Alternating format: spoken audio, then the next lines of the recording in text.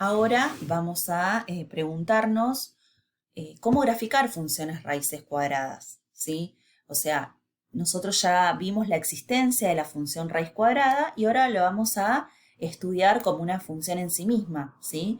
Es una función, por lo tanto le vamos a encontrar el dominio, vamos a intentar graficar, para eso necesitamos algunos elementos, como la intersección con el eje X, con el eje Y y demás. Y después con el gráfico vamos a poder hacer el análisis que estuvimos haciendo con las funciones que analizamos, tanto la lineal, la cuadrática o funciones más generales. Entonces, ¿qué vamos a necesitar para graficar? ¿Qué necesito encontrar antes de graficar una función raíz cuadrada? Voy a necesitar encontrar su dominio, su extremo, es decir, su máximo, su mínimo. Vamos a tener que encontrar la intersección con el eje X y la intersección con el eje Y, ¿sí? Vamos a comenzar entonces por el dominio, ¿sí? Todo va a tener sentido, todas las cuentas que hagamos va a tener sentido en el dominio. Entonces lo primero que tenemos que hacer cuando tenemos algún ejercicio que involucre una función raíz cuadrada, vamos a tener que encontrar el dominio. Muy bien, entonces vamos a calcular el dominio de la función. Miren lo que nos dice. Sea f desde su dominio a R, nos dieron el codominio, pero no nos dieron el dominio, y está por la fórmula raíz cuadrada de x menos 1 menos 3. ¿Sí? Una función raíz cuadrada que tiene esa fórmula. Entonces lo que vamos a hacer es encontrar el dominio. Y para encontrar el dominio, nosotros vamos a tener que usar la condición que vimos anteriormente. Una función raíz cuadrada tiene sentido siempre y cuando el radicando sea mayor o igual que 0. Y eso es lo que vamos a pedir, ¿sí? Vamos a pedir que el radicando, que x menos 1 sea mayor o igual que 0. Despejando de esta inecuación, ¿sí? Nos queda que x es mayor o igual que 1. ¿Qué significa eso?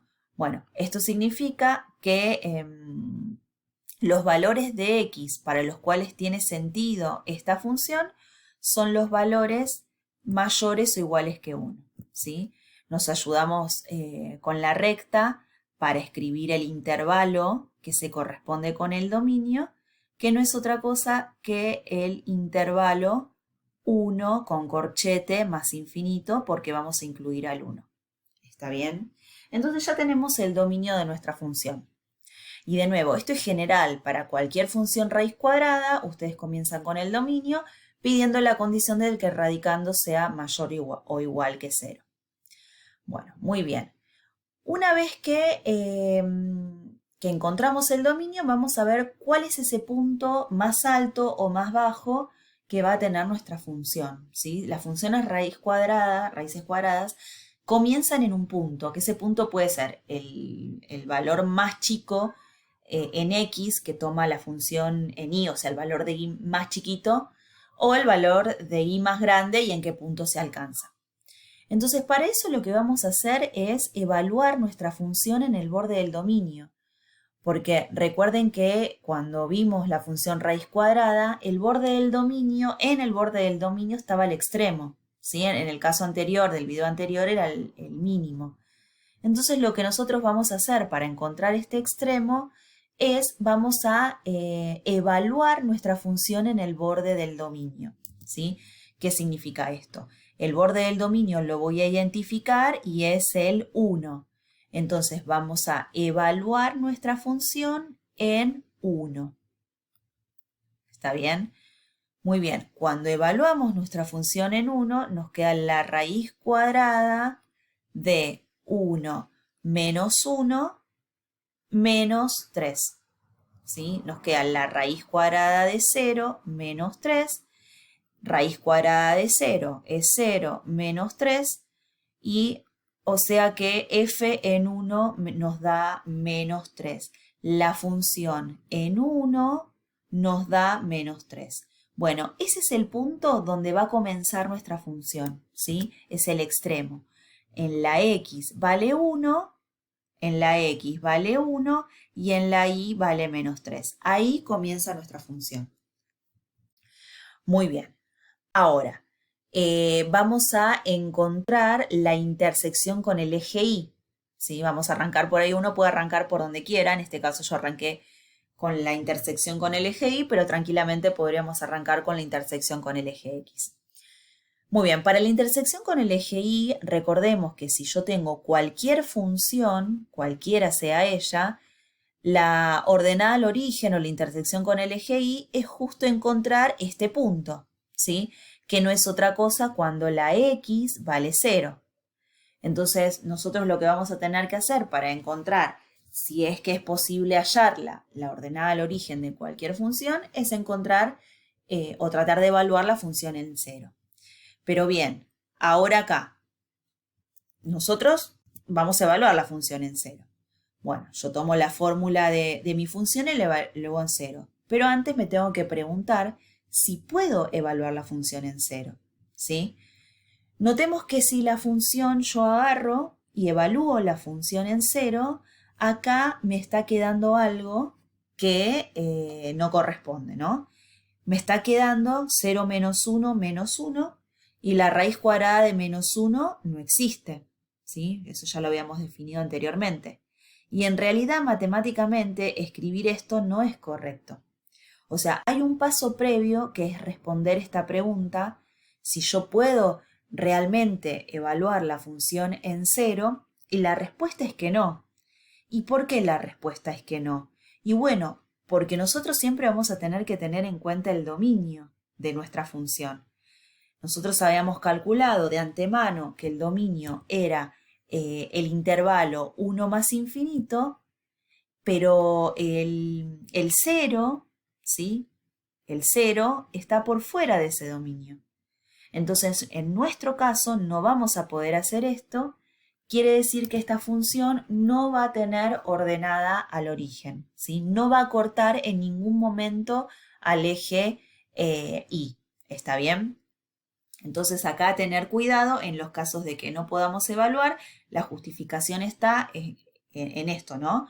No podemos evaluar la función en 0 porque el 0 no pertenece al dominio que habíamos encontrado. Muy bien. Ahora vamos a la intersección con el eje X, o sea, lo que conocemos como conjunto de ceros, que esto eran todos los valores de X del dominio tal que f de X sea 0, o sea que la imagen es 0.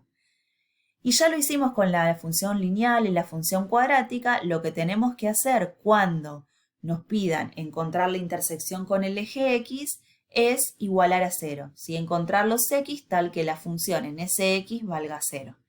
Entonces lo que vamos a hacer es copiar la fórmula de la función e igualarla a 0. Muy bien. Entonces, acá despejamos, ¿no? Es una ecuación, vamos a despejar. Entonces acá lo que hacemos es sumamos 3 y nos queda esto.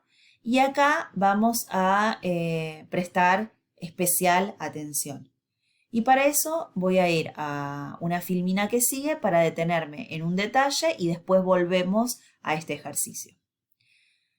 Hay que tener un cuidado porque nosotros vimos, cuando vimos módulo en particular, que había una propiedad que decía que la raíz cuadrada de p o de algo al cuadrado, eso nos queda el módulo de p, ¿sí? Pero ahora, si nosotros tenemos raíz cuadrada de p está elevado al cuadrado, eso nos queda p.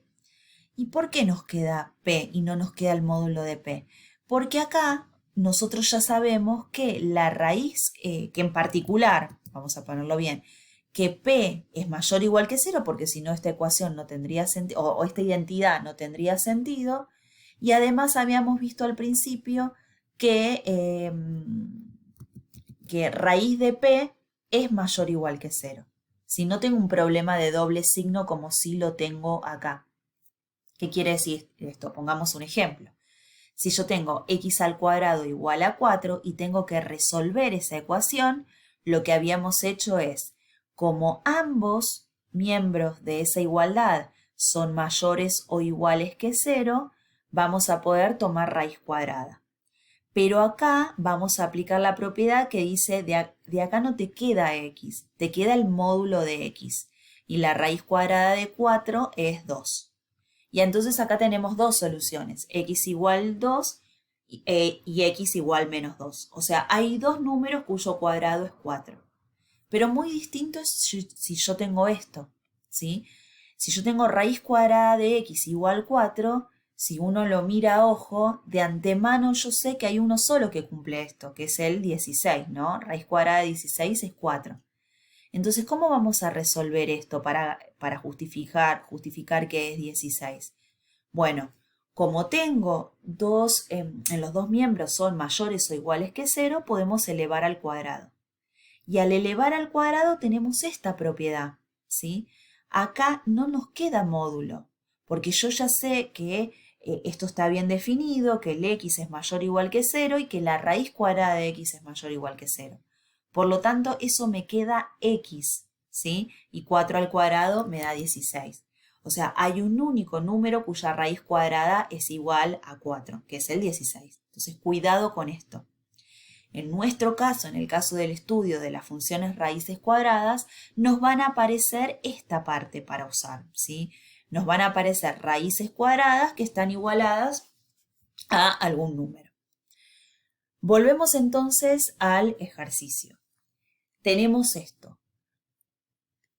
Entonces lo que vamos a hacer es seguir resolviendo. Recordando siempre que para poder elevar al cuadrado a ambos lados, yo tengo que garantizar que ambas expresiones sean mayores o iguales que 0. El 3 es claro y la raíz cuadrada de x más 1 ya sabemos por definición que es mayor o igual que 0. Y recuerden también que todo esto tiene sentido en el dominio que ya habíamos calculado. Como justificamos que ambos lados es mayor o igual que 0, podemos elevar al cuadrado y por lo que vimos recién, raíz cuadrada de p elevado al cuadrado, eso me queda p. Entonces en este caso me quedaría solamente x menos 1, igual a 3 al cuadrado, 9. Y acá ya está, nos queda una ecuación lineal fácil, sumamos 1 y nos queda que x es 10. ¿Qué quiere decir esto? Que nuestra función va a intersecar al eje x en x igual a 10, ¿sí? De nuevo, siempre controlemos esto, ¿no? Este x igual 10 es un candidato a solución, pero efectivamente es la solución porque se encuentra dentro del dominio, ¿sí? Siempre hay que chequear eso, se encuentra dentro del dominio. Por lo tanto, el conjunto de ceros o la intersección con el eje x es efectivamente el 10, ¿sí? Como punto, si quieren ponerlo como punto, es 10 en x y 0 en y. Entonces, cuidado acá a repasar esta parte. Si tenemos una ecuación, queremos despejar la x, pero para despejar la x necesitamos deshacernos de la raíz cuadrada. Pero para deshacernos de esa raíz cuadrada, ahí aparece esto de lo inverso, esto de elevar al cuadrado, ¿sí? La operación inversa, la función inversa. Elevo al cuadrado a ambos lados, siempre controlando de que lo que yo voy a elevar al cuadrado sea positivo o 0. Entonces, con todo esto ya podemos graficar, ¿sí? Fíjense, acá habíamos encontrado que nuestra función iniciaba en el 1 menos 3, entonces ese es el primer punto que marcamos. Después marcamos 10, que era la raíz, ¿sí? La intersección con el eje x, y fíjense que claramente nuestra función tiene sentido del 1 en adelante, entonces no va a tener ordenada al origen. Entonces hacemos la curva, ¿sí? Que una ese primer punto que encontramos, nuestro punto inicio, con la raíz y obviamente tenemos que seguir esa parábola, si quieren, o la mitad de parábola rotada. Y fíjense que en particular este punto donde iniciamos es un mínimo absoluto, ¿sí? En el próximo video vamos a tomar este gráfico y vamos a analizar el conjunto de positividad, el conjunto de negatividad y demás. Bien, para